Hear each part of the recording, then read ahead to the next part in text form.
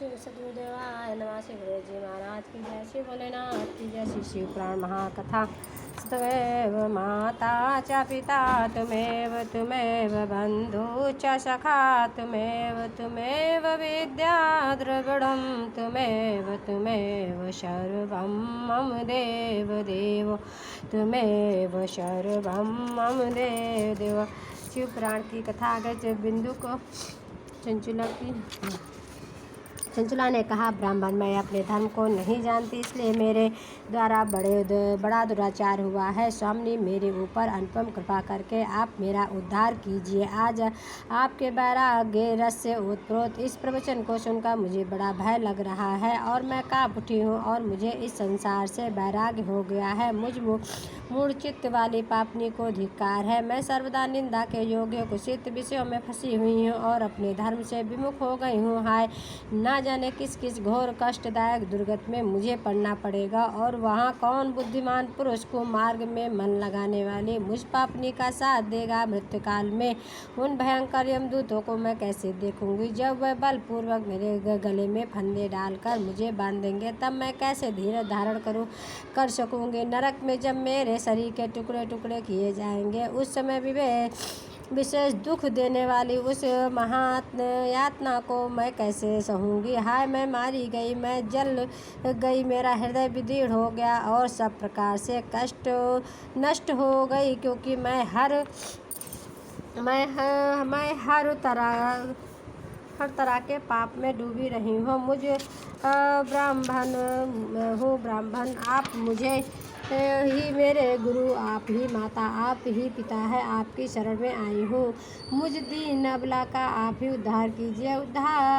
सूत जी कहते हैं, शौनक इस प्रकार खेद और वैराग से युक्त हुई चंचुला ब्राह्मण देवता के दोनों चरणों में गिर पड़ी। तब उन बुद्धिमान ब्राह्मण ने कृपापूर्वक उसे उठाया और इस प्रकार कहा। अध्याय 2-3। चंचुला की प्रार्थना से ब्राह्मण का उसे पूरा शिव पुराण सुनाना और समयानुसार शरीर छोड़कर शिवलोक में जा चंचुला का पार्वती जी की सखी एवं सुखी होना। ब्राह्मण बोले, नारी सौभाग्य की बात है कि भगवान शंकर की कृपा से शिव पुराण की इस वैराग्य युक्त कथा को सुनकर तुम्हें समय पर चेत हो गया है। ब्राह्मण पत्नी, तुम डरो मत, भगवान शिव की शरण में जाओ।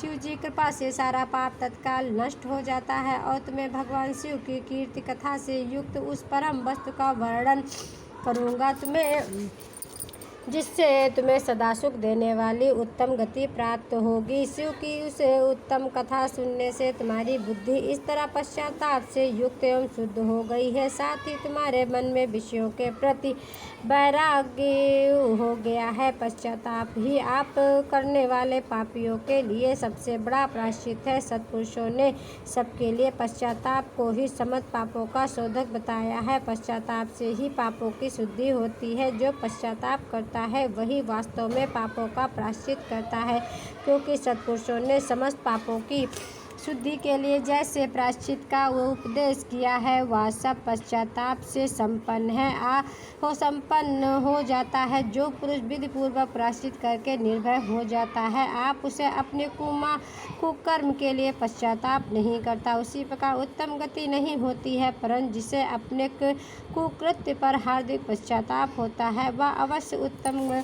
गति का भागी होता है, इसमें संशय नहीं है। इस शिव पुराण की कथा सुनने से जैसे चित्त शुद्धि होती है, वैसे ही दूसरे उपायों से नहीं होती।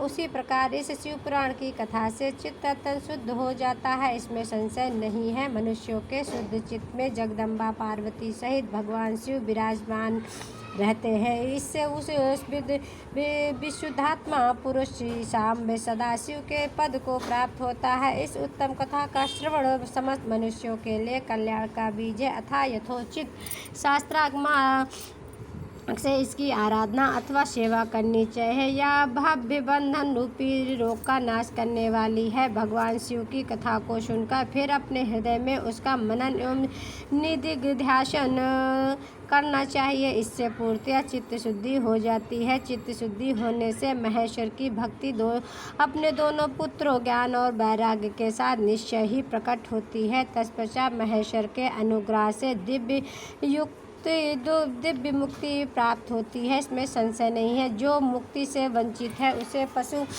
समझना चाहिए, क्योंकि उनका चित्त माया के बंधन में आसक्त है। यह निश्चय ही संसार से बंधन मुक्त नहीं हो पाता। ब्राह्मण पति, इसलिए तुम विषयों से मन को हटा लो और भक्ति भाव से भगवान शंकर की इस परम पावन कथा को सुनो। परमात्मा शंकर की इस कथा को सुनने से तुम्हारे चित्त की शुद्धि होगी और इससे तुम्हें मोक्ष की प्राप्ति हो जाएगी। जो निर्मल चित्त से भगवान शिव के चरणारविंदों का चिंतन करता है उसकी एक ही जन्म में मुक्ति हो जाती है। यह मैं तुम्हें सत्य कहता हूँ। श्री भोलेनाथ की जय हो।